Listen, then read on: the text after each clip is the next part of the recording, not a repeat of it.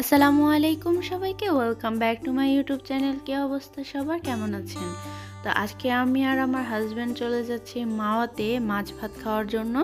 তো আমি আর আমার হাজব্যান্ড একা নই, আরও অনেকেই আছে। তো তাদেরকে সামনে ইন্ট্রো করিয়ে দিব। আর এখন আমরা আছি নারিশা আর ডাক বাংলো। এটা অনেক সুন্দর একটা জায়গা। তো এখানেও ইনশাল্লাহ কোনো একদিন ঘুরতে আসবো।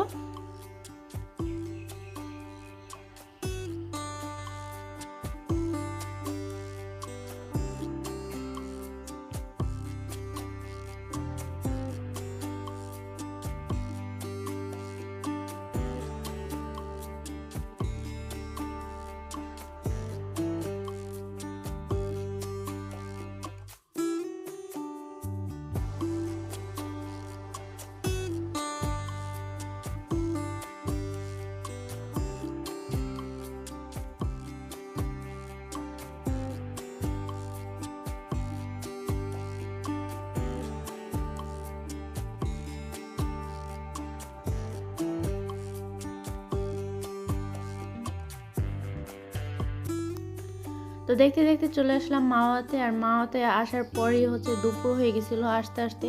আর এখানে আমার হাজব্যান্ডের সকল ফ্রেন্ড আর ফ্রেন্ডের ওয়াইফরা আছে, তাদের আন্ডা বাচ্চারাও আছে। তো এগুলো ক্লান্ত হয়ে গেছিলো, এক একজন শুয়ে বসে পড়ছে।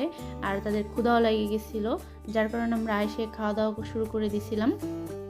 তো আমরা নিয়েছি বেগুন ভাজা আর লেজের ভর্তা আর মাছ আর ভাত, ওর সাথে ডালও ছিল।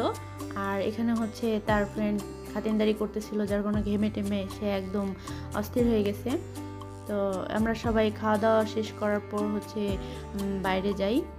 তো খাবারটা অতটা মজাও ছিল না, মোটামুটি ছিল। তারপর আমরা বোটে উঠি সবাই মিলে ঘোরাঘুরি করার জন্য বিকেলের দিকে। তো এখানে অনেক সুন্দর বাতাস ছিল, অনেক ভালো লাগতেছিল। আর আমি এদিকে পানি ধরতেছিলাম, পানিটা অনেক ভালো লাগতেছিল ধরতে। তো পানি টানি ধরার পর আমি পিছনে তাকাই দেখি আমার হাজব্যান্ড ভিডিও করতেছে।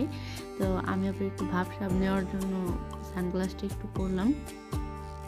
তো এটা আমরা বোটটা ভাড়া করছি 1 ঘন্টার জন্য 1500 টাকা। আমার হাজব্যান্ডের সকল ফ্রেন্ডের ওয়াইফরা আর আমরা দুজন। তারপর আমরা ওই যে ব্রিজটা আছে, পদ্মা সেতু ব্রিজ, ওইটার নিচ দিয়ে একটু ঘোরাঘুরি করে আসবো। আর দুপুরে অনেক গরম ছিল, সবাই অনেক ক্লান্ত হয়ে গেছিল। তারপর এই বোটে ওঠার পর সবার ক্লান্তটা অনেক দূর হয়ে গেছে, কারণ ওয়েদারটাই ছিল এরকম। সবাই ছবি টবি ভিডিও নিয়ে ব্যস্ত ছিল, সবার অনেক ভালো লাগতেছিল। বিশেষ করে আমার অনেক ভালো লাগতেছিল, আমার অনেক মাথা ব্যথা ছিল। তো এখানে আসার পর আমার মাথা ব্যথাটাও চলে গেছে।